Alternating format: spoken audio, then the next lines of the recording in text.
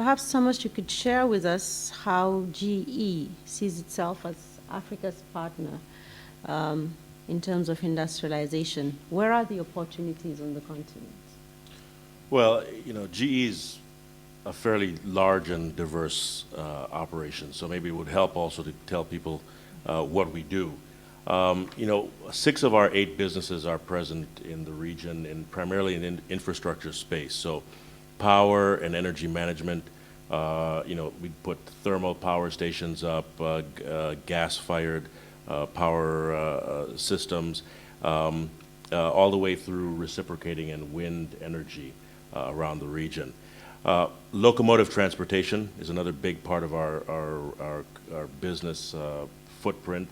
We have a great assembly facility in South Africa that we actually partner with our good friend Mr. Molefe here on producing locomotives. And then the healthcare.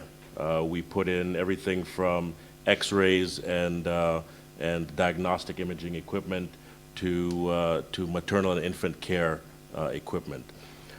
Aviation, aircraft engines, and aircraft leasing, another big part of what we do. So chances are if you flew here, there's a 50-50 chance you flew on a GE engine or a GE aircraft.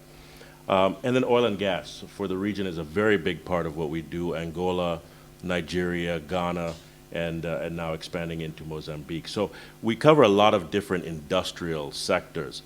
I think in terms of being a partner, it may be best to look at what we've done over the last 18 months, because that really does reflect a lot of the effort that we've put in over in these sectors. Number one is that we put a headquarters in the region, and for a partner, you actually have to be on the ground to support your partners on the ground. So our headquarters is in Nairobi. We're putting about $20 million into the Kenyan economy there.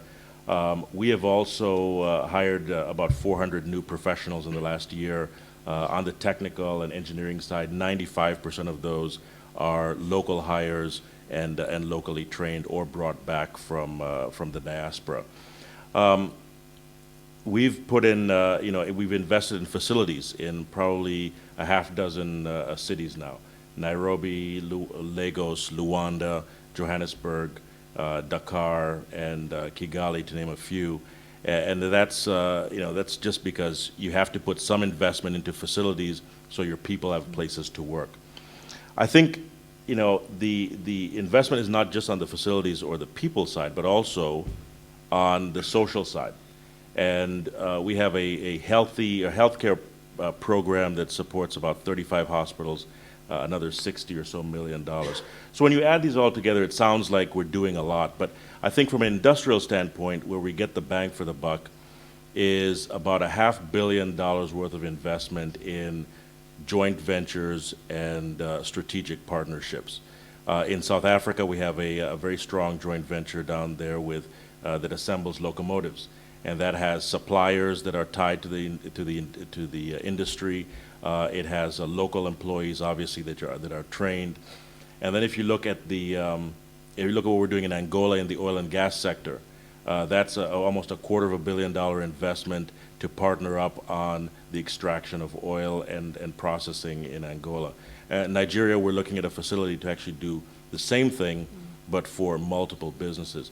So for us, it all ties together with supplier development, local talent development, and then continued investment on the ground for the company. Doing business in Africa, you can't afford to be without Africa Investor.